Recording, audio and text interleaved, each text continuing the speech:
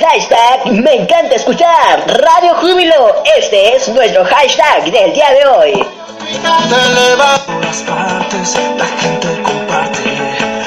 Radio Júbilo les desea una feliz Navidad.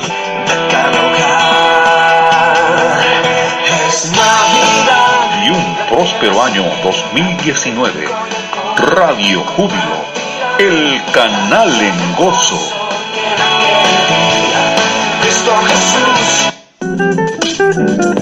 Radio Cristiana Júbilo te desea un feliz fin de semana. Dios te bendiga. Radio Júbilo presenta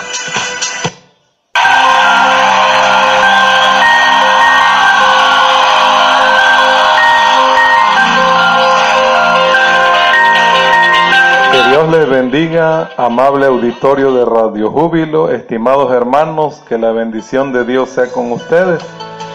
Es un privilegio volver a saludarles a través de las redes sociales, a través de Radio Júbilo, de su programa Tirando las Redes. Su servidor José Luis Gamboa y el Señor Todopoderoso les saludamos y queremos compartir esta tarde un mensaje de la palabra del Señor. Hace unos meses me dio Dios la oportunidad por este mismo medio de compartir un mensaje que se llamó El poder de la unidad en el acuerdo, gloria al Señor. Y hoy me da Dios la oportunidad de compartir la segunda parte de ese mensaje. Y para ello le quiero invitar a que vaya conmigo a la primera carta del apóstol Juan y vamos a leer el capítulo 1 del versículo 1 al versículo 7, donde si usted lee conmigo la palabra del Señor, dice de la siguiente manera, gloria al Señor: lo que era desde el principio, lo que hemos oído, lo que hemos visto con nuestros ojos, lo que hemos contemplado y palpado en nuestras manos tocante al verbo de vida, porque la vida fue manifestada y la hemos visto, y testificamos y os anunciamos la vida eterna, la cual estaba con el Padre y se nos manifestó. Lo que hemos visto y oído, eso os anunciamos para que también vosotros tengáis comunión con nosotros, y nuestra comunión verdaderamente es con el Padre y con su Hijo Jesucristo. Estas cosas os escribimos para que vuestro gozo sea cumplido. Este es el mensaje que hemos oído de Él y os anunciamos. Dios es luz y no hay ninguna tinieblas en Él. Si decimos que tenemos comunión con Él y andamos en tinieblas, mentimos y no practicamos la verdad. Pero si andamos en luz como Él está en luz, tenemos comunión unos con otros, y la sangre de Jesucristo, su Hijo, nos limpia de todo pecado. Gloria al Señor. Esta es la bendita palabra de Dios. Hermanos míos, es muy necesaria la unidad en el cuerpo de Cristo, porque la unidad en el cuerpo de Cristo propicia la comunión, y la comunión con Dios y con los hermanos trae bendición y vida eterna, según nos dice el Salmo 133. La unidad genera en nosotros la presencia poderosa de Dios que descienda y nos llene, gloria al Señor. Sin unidad, sin acuerdo en el cuerpo de Cristo, no puede haber bendición. Y eso lo podemos ver en la Biblia y también lo podemos ver en la vida. El poder de la unidad y el poder del acuerdo. Porque nos dice la palabra del Señor que si dos personas se pusieran de acuerdo en la tierra para pedir que algo sea hecho, será hecho también en el cielo. Con eso la palabra del Señor nos dice que cuando la iglesia o las personas son capaces de ponerse de acuerdo para pedir algo que desean, conforme a la bendita palabra del Señor, les será hecho. A esto se le llama la fe corporativa o la fe del cuerpo de Cristo actuando en unidad. ¿Y cuál es el resultado que nos trae la fe corporativa? Lo vemos en la Biblia y también lo vemos reflejado por la experiencia en el Evangelio de Mateo, capítulo 9, del verso 1 al verso 8, nos habla de un paralítico que 4 amigos decidieron llevarlo a la presencia de Dios. No sabemos qué tanta haya sido la fe de aquel paralítico, pero sí sabemos cuál era la fe de los amigos que decidieron ponerlo a las plantas del Señor Jesucristo. Este hombre por sus propios medios nunca hubiera podido llegar a la presencia del Señor Jesús, porque no podía caminar para llegar hasta donde Jesucristo se encontraba en ese momento. Pero sus 4 compañeros tenían fe en el Señor Jesucristo y decidieron que ese día lo iban a poner en la presencia del Señor. Y tuvieron que desafiar varios retos. El primer reto fue que cuando llegaron a la casa donde se encontraba el Señor Jesucristo, había allí una gran multitud. Una gran muchedumbre rodeaba al maestro, como siempre sucedía cuando el Señor Jesucristo hablaba, ministraba o daba palabra. Una gran muchedumbre lo rodeaba para escuchar las palabras de gracia que salían de su boca y para ver manifestado a través de él el poder del Espíritu Santo, que se manifestaba en sanidades, en liberaciones, en restauración de la vida de aquellos que tenían la bendición y el privilegio de escucharle. Entonces estos 4 amigos, desafiando la multitud que rodeaba la casa, desafiando que la puerta estaba bloqueada, abrieron el techo y bajaron al paralítico hasta donde estaba el Señor Jesucristo. Y al ver el Señor Jesús la fe de ellos, le dijo al paralítico: hijo, tus pecados te son perdonados. Gloria al Señor. Y una vez que le dijo: tus pecados te son perdonados, la gente comenzó a murmurar: bueno, ¿quién es este? ¿Quién se cree que aún perdona pecados? Solo Dios perdona pecados. Y es que Jesucristo, hermano mío, era Dios, es Dios y siempre será Dios. Y en ese momento estaba ahí el Dios hecho carne y le dijo al paralítico y a la gente que lo rodeaba que es más fácil decir: tus pecados te son perdonados, o levántate y anda, para que sepáis que el Hijo de Dios tiene poder para perdonar pecados en esta tierra. Le dijo al paralítico: a ti te digo, levántate, anda, toma tu lecho y vete. Gloria al Señor. Lo que vemos aquí, el milagro que sucedió cuando estos 4 trajeron a la presencia del Señor Jesucristo al paralítico, son los milagros que se logran con la fe unida del cuerpo de Cristo. Si queremos nosotros que haya milagros, si queremos nosotros que haya liberación, si queremos nosotros que haya sanidad en nuestras vidas y en nuestras congregaciones y en nuestra familia, debemos propiciar la unidad en el cuerpo de Cristo.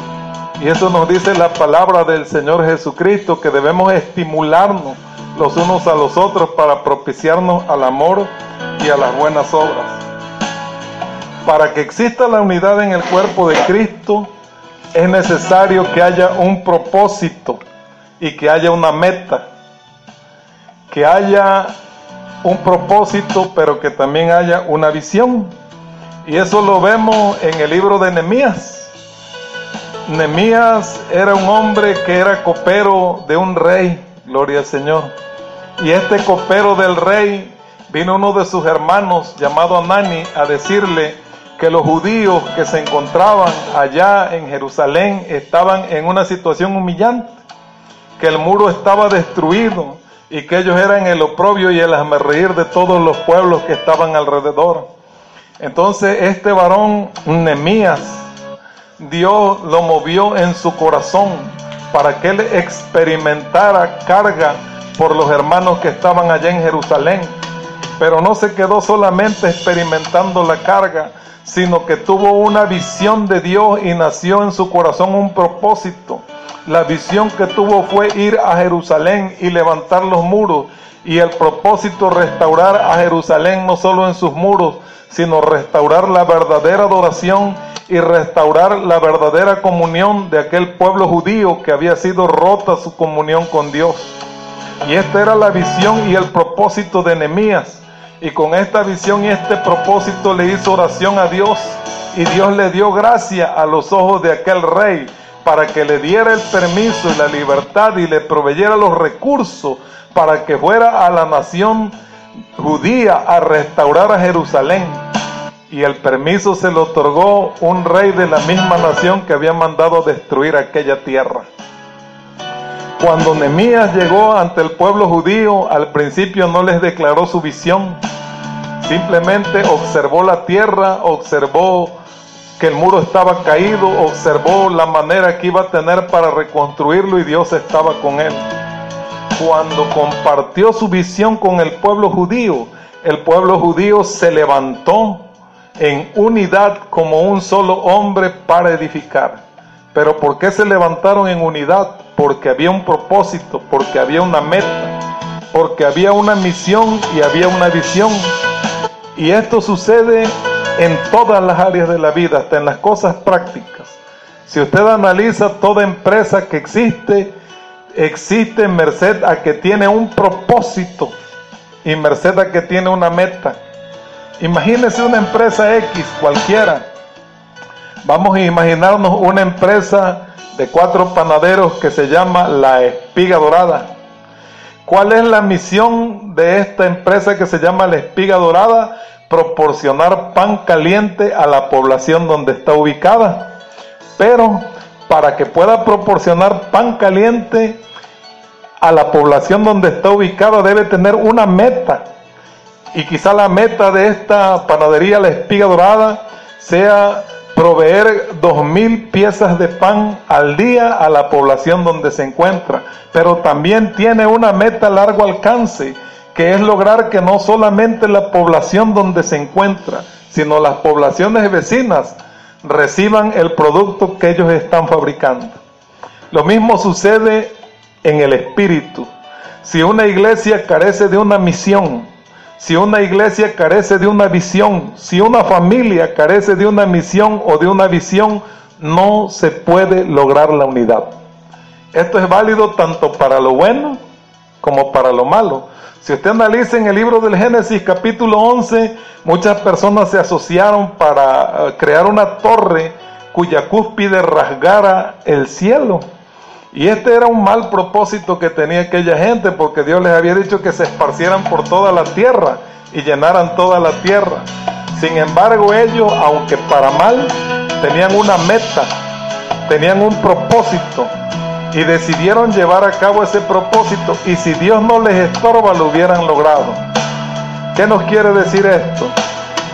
Que para lograr la meta que Jesucristo le propuso a la iglesia y a la familia, la iglesia y la familia deben tener un plan definido y un propósito determinado.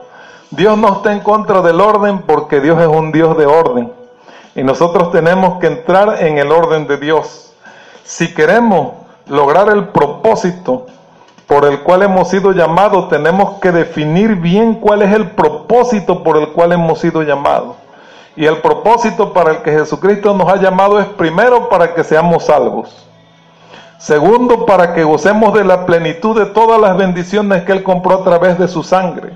Pero tercero, para que demos a conocer a otros las bendiciones del sacrificio y la redención de Jesucristo. Pero ¿qué necesitamos para lograr esto? Necesitamos tener comunión con Dios y con los hermanos. Pero para poder tener comunión con Dios y con los hermanos, y para que las familias puedan tener comunión entre sus miembros, es necesario que exista la humildad en nuestras vidas, la tolerancia y el perdón, porque sin estos elementos no puede haber unidad. Dice la Escritura que debemos considerar con humildad a los demás superiores a nosotros mismos.